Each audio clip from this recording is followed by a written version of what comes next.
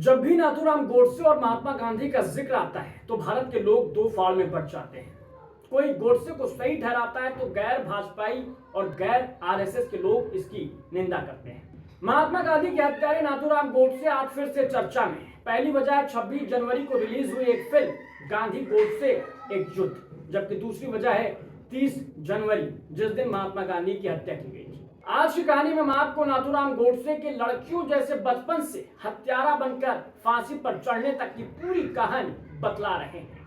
नाथूराम परिवार का चौथा बेटा था। उससे पहले घर में 1901, 1904 और 1907 में पैदा हुए 3 लड़कों की बचपन में ही मौत हो गई।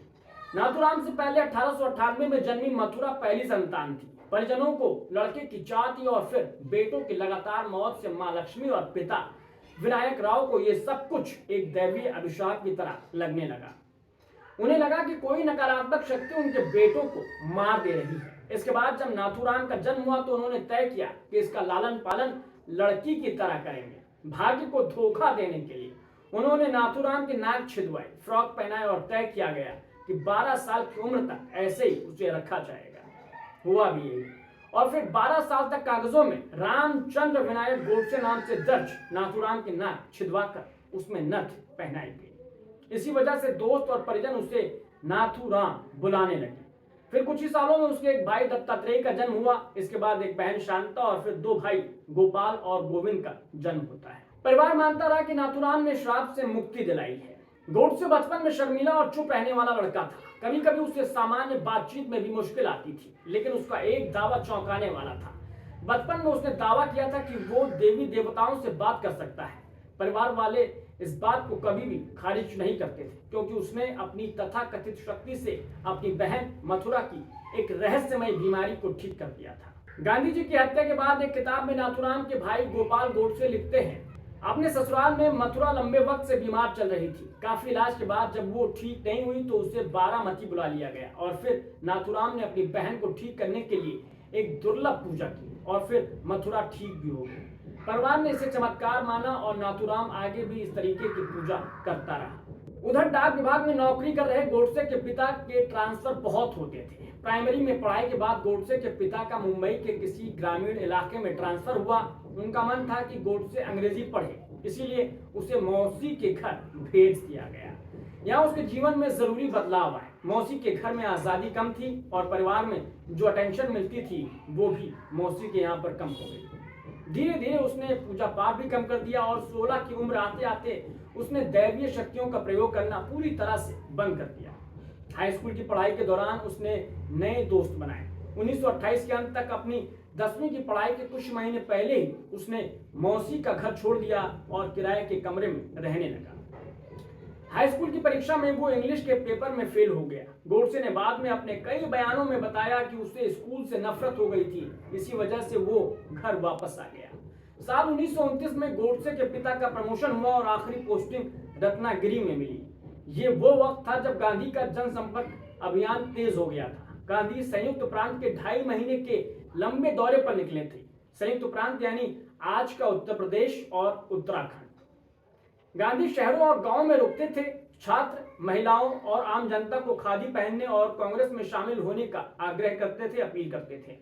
इस यात्रा में माहौल पूरी तरीके से बदल दिया था और रत्नागिरी समेत देश के बाकी हिस्से में कांग्रेस के नेता सक्रिय हो गए।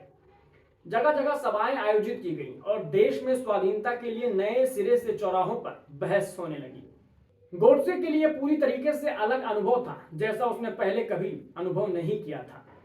रत्नागिरी में भी कांग्रेस के नेता सक्रिय हुए तो गोडसे उनके साथ आ गया। उसने विरोध सभाओं में हिस्सा लिया। गोडसे ने अपने बयान में कहा है कि जब छात्रों को स्कूल और कॉलेज का बहिष्कार करने का आह्वान किया जाने लगा तो उसने भी हाई स्कूल की परीक्षा में दोबारा न बैठने का फैसला लिया। गोडसे धीरे धीरे काफी सक्रिय हो गया और फिर भाषण देने में हाथ आजमाया। इसके बाद वो अपने इलाके में कांग्रेस द्वारा आयोजित विरोध सभाओं का नियमित वक्ता भी बन गया। गांधी की हत्या के बाद ट्रायल के दौरान अपने बयान में गोडसे ने 2-3 बार पुलिस द्वारा हिरासत में लिए जाने का भी जिक्र किया है। इन सब के बीच 1930 में गोडसे की मुलाकात विनायक दामोदर सावरकर से हुई। वो अंडमान की सेलुलर जेल में अपनी सजा पूरी कर रत्नागिरी आए थे। नाथूराम और सावरकर के संबंधों पर गोपाल गोडसे ने लिखा है, सावरकर के रत्नागिरी आते ही दोनों में काफी करीबी संबंध हो गया था। गोडसे जब सावरकर के संपर्क में आया तब उसकी उम्र महज 19 साल थी। इधर लंबी कदकाठी वाले सावरकर विदेश से पढ़े थे और सेल्यूलर जेल में 1 दशक तक कैद में रहने के बाद लौटे थे। गोडसे को सावरकर की बातें और व्यक्तित्व ने बहुत ज्यादा प्रभावित करना शुरू कर दिया था। आगे 5 सालों तक दोनों की कोई मुलाकात नहीं हुई, लेकिन गोडसे फिर भी सावरकर के विचारों से प्रभावित होता रहा। रत्नागिरी में सावरकर लगातार अपने हिंदुत्व के सिद्धांत के साथ लोगों से मिलते रहे और गोडसे को यह सब कुछ बहुत प्रभावित करता था। सावरकर ने गोडसे को किताबें और आजादी की लड़ाई से संबंधित साहित्य दिया था, पढ़ने की आदत डलवाई। धीरेन्द्र कुमार झा अपनी किताब Gandhi's assassin the making of Nathuram Godse में लिखते हैं कि गोडसे सावरकर के लेख पढ़ता था और अपने नोट्स बनाता था। इधर गांधी ने अप्रैल 1930 में दांडी मार्च कर नमक कानून तोड़ दिया था और देश भर में आंदोलन शुरू हो गए थे। उस वक्त तक गोडसे सावरकर से काफी प्रभावित हो चुका था और उसने कांग्रेस को पूरी तरीके से छोड़ दिया था, कांग्रेस से दूरी बना ली थी। उधर परिवार की स्थिति भी खराब होती रही। 1933 में गोडसे के पिता और परिवार के एकमात्र कमाऊ इंसान विनायक राव रिटायर हो गए। पेंशन से अब घर चलाना मुश्किल होने लगा तो परिवार को लेकर रत्नागिरी से 175 किलोमीटर दूर वो सांगली चले गए। चूंकि भाई बहन स्कूल जा रहे थे, ऐसे में अब गोडसे के लिए नौकरी करना जरूरी हो गया था। उसने फल बेचना शुरू किया लेकिन सफल नहीं हो पाया। इसके बाद वो अपनी बड़ी बहन मथुरा के साथ इटारसी चला गया और वहां कई नौकरियों में उसने हाथ आजमाया। साल 1934 में पिता की बीमारी की वजह से उसे वापस सांगली जाना पड़ा। यहाँ आकर उसने सिलाई का काम सीखा और चरितार्थ उद्योग नाम से एक दुकान खोली, सिलाई की दुकान। इस समय तक सांगली में आरएसएस का काफी प्रभाव हो चुका था और यहाँ उसने अपनी राजनीतिक गतिविधि जारी रखी। यहाँ उसे संघ के नेता काशीनाथ भास्कर लिमये मिले। गोडसे यहाँ संघ के कार्यक्रमों में सक्रिय होकर भाग लेने लगा। आरएसएस की गतिविधियों में ज्यादा समय देने के चलते उसका सिलाई का काम प्रभावित होने लगा था। गोडसे के अनुसार एक दिन पिताजी ने सार्वजनिक जीवन से दूर रहकर पैसे कमाने पर ध्यान देने को कहा। इसके बाद वो पुणे जाने का फैसला करता है और वहां अपने सिलाई के काम को आगे बढ़ाता है। या 1936 के आसपास उसने स्थानीय आरएसएस कार्यकर्ता और कारोबारी विष्णु पंत के साथ सिलाई का काम फिर से शुरू किया और जल्दी उसे संघ के लोगों के काम सिलाई स्वरूप मिलने लगे। वो इस बार बिजनेस पर ज्यादा ध्यान देता रहा और प्रति महीने 70 रुपए तक घर बेचता रहा। ये पैसे अभी भी कम थे। इसी बीच दिसंबर 1937 में सावरकर हिंदू महासभा के अध्यक्ष बने और तब तक गोडसे की सिलाई दुकान संघ के बीच एक चर्चित दुकान हो चुकी थी। गोडसे ने वहां आरएसएस के लोगों के बीच संबंध बनाए, लेकिन उसका रुझान हिंदू महासभा की तरफ हो चुका था। क्योंकि उसका बिजनेस पार्टनर संघ का था तो काम चलता रहा, लेकिन उसे राजनीतिक भविष्य की चिंता थी। गोडसे के संघ छोड़कर हिंदू महासभा में जाने पर विद्वानों के बीच कई राय हैं। संघ पर एकेडमिक जगत में काम कर चुके अमेरिकी रिसर्चर जे.ए. करेन के अनुसार गोडसे राष्ट्रीय स्वयंसेवक संघ में 1930 में शामिल हुआ और जल्दी उसे एक वक्ता और संगठनकर्ता के रूप में ख्याति प्राप्त हो गई। 1934 में उसने संघ को छोड़ दिया क्योंकि हेडगेवार संघ को कथित तौर पर एक राजनीतिक संगठन नहीं बनाना चाहते थे।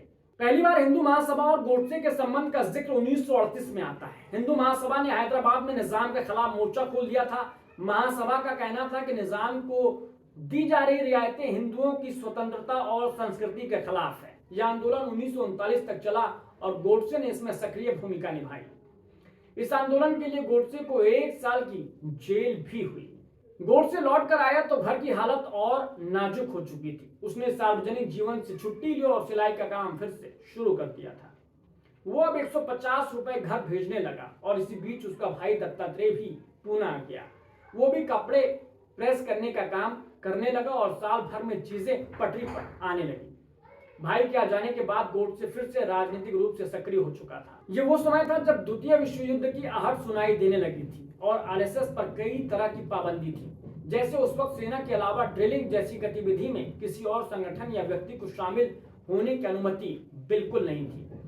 ऐसे में संघ की परेड आदि पर रोक लग गई और फिर नाथूराम गोडसे को नया संगठन बनाने का विचार आता है। संगठन बना हिंदू राष्ट्र दल। 1942 तक अस्तित्व में आए संगठन को हिंदू महासभा और आरएसएस दोनों का समर्थन प्राप्त हो चुका था। इस संगठन में उसकी मुलाकात नारायण दत्तात्रेय आप्टे से हुई, जो कुछ ही साल बाद गांधी की हत्या का आरोपी बना और गोडसे के साथ उसे फांसी हुई। 1943 आते आते हिंदू राष्ट्र दल पूना में एक प्रभावी संगठन बन गया था। गोडसे का कद हिंदू महासभा में भी बढ़ गया और आरएसएस के लोगों के बीच भी उसकी जगह मजबूत होती गई। अपने संगठन में काम करने के दौरान ही 1944 में विचारों को बल देने के लिए गोडसे ने अखबार निकालना शुरू किया। उसने बंद पड़े मराठी अखबार अग्रणी को फिर से शुरू किया। इस दौरान संगठन से उसका ध्यान हटता गया। एक समय के बाद उसने अपने संगठन के लोगों से कह दिया कि अखबार की व्यस्तता के कारण वो अब संगठन को समय नहीं दे पाएगा, इसलिए सभी कार्यकर्ता अपने स्तर से लड़ाई जारी रखें। उधर भड़काऊ बयानों और कंटेंट के चलते उसके अखबार पर प्रतिबंध लगा दिया गया। प्रतिबंध खत्म कराने के लिए वो 1947 के शुरुआती महीनों में बॉम्बे प्रेसिडेंसी के गृह मंत्री मोरारजी देसाई से मिलता है। देसाई ने अपने संस्मरण the story of my life में लिखा है कि उसका अखबार भड़काऊ लेखन से भरा पड़ा था। वो जब भी मुझसे मिलने आया, मैंने उसकी गतिविधियों की भर्त्सना की। कई बार वो इन भड़काऊ लेखों को सही साबित करने के लिए मेरे साथ लंबी चर्चा करता था। मैंने उसकी जमानत राशि भी जब्त कर ली थी और जुर्माना भी उस पर लगाया था।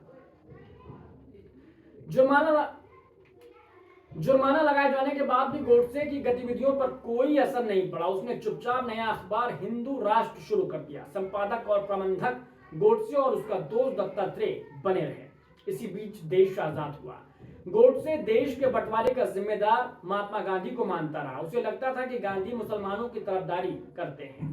इधर बंगाल और पंजाब के हिंसा ने भी उसके मन में कुंठा बढ़ा दी थी। वो इतना निराश था कि आजादी के जलसे में भी नहीं गया। बंटवारे के बीच उसने लगातार भड़काऊ लेख लिखना जारी रखा। मसलन 6 सितंबर 1947 के अपने लेख में गोडसे ने हिंदुओं को पाकिस्तान में हुए दंगों का मुंह तोड़ जवाब देने के लिए उकसाया। अपनी किताब गांधी असेन the making of Nathuram Godse में धीरेन्द्र झा लिखते हैं कि साल 1947 के आखिर तक उसको पत्रकारिता थकाने लगी और अखबार में उसकी दिलचस्पी कम हो गई। दिसंबर अंत तक गोडसे और आपटे भविष्य के कामों पर बैठकर चर्चा करते रहे और फिर गांधी की हत्या करने की ठान ली। 2 जनवरी 1948 को गांधी की हत्या की प्लानिंग के लिए पहली बार गोडसे और आपटे अहमदनगर के डेक्कन गेस्ट हाउस में मिलते हैं। ये गेस्ट हाउस हिंदू महासभा के सदस्य विष्णु रामकृष्ण करकरे का था। करकरे ने दोनों को यही मदनलाल पहवा से मिलवाया था। 9 जनवरी 1948 को हिंदू राष्ट्र अखबार के दफ्तर में गोडसे, दत्तात्रेय आपटे, विष्णु करकरे और मदनलाल पहवा फिर से मुलाकात करते हैं। यही सप्ताह भर बाद दिल्ली जाने का प्लान हुआ। तय किया गया कि मदनलाल पहवा गांधी को गोली मारेगा। इस वक्त तक हत्या की तारीख 19 जनवरी तय थी, लेकिन दिल्ली पहुंचकर वो मदनलाल पहवा ने 18 जनवरी को हाथ खड़े कर दिए। फिर नई योजना बनाई गई। प्लान बना कि प्रार्थना सभा से दूर पहवा एक विस्फोट करेगा, जिससे लोगों का ध्यान भंग हो जाएगा। गुट के अन्य लोग हथगोला फेंक कर भगदड़ मचा देंगे और फिर गांधी पर गोली चला दी जाएगी। 20 जनवरी को पहवा ने जैसे विस्फोट किया, एक महिला ने उसे देख लिया और वो पकड़ा गया। वहां से दत्तात्रेय, आपटे, गोडसे और अन्य सहयोगी भाग निकले। 23 जनवरी तक भूमिगत रहने के बाद गोडसे ने तय किया कि वो गांधी को खुद ही गोली मारेगा। फिर 27 जनवरी को दत्तात्रेय, आपटे और नाथुराम गोडसे दिल्ली आए। फिर गोडसे रात के ट्रेन से ग्वालियर पहुंच गया। यह अपने विश्वास पात्र दत्तात्रेय सदाशिव परचूरे की मदद से पिस्तौल का इंतजाम किया और 29 जनवरी को दिल्ली लौट आया। अगले दिन शाम 5 बजे बिड़ला भवन के मैदान में गांधी की प्रार्थना सभा से ठीक पहले उसने सामने से गांधी के सीने में 3 गोलियां दाग दी। इसके बाद गोडसे का कोर्ट ट्रायल चला और उसे 15 नवंबर 1949 को फांसी दे दी गई। तो फिलहाल आखिर तक इस वीडियो को, इस कहानी को देखने के लिए आपका बहुत शुक्रिया, धन्यवाद। लेकिन अगर आपको ये कहानी अच्छी लगी हो और इंफॉर्मेटिव लगी हो तो आप हमारे इस वीडियो को लाइक कर दीजिए, चैनल को सब्सक्राइब कर दीजिए और बेल आइकन दबा दीजिए। फिलहाल के लिए नमस्कार।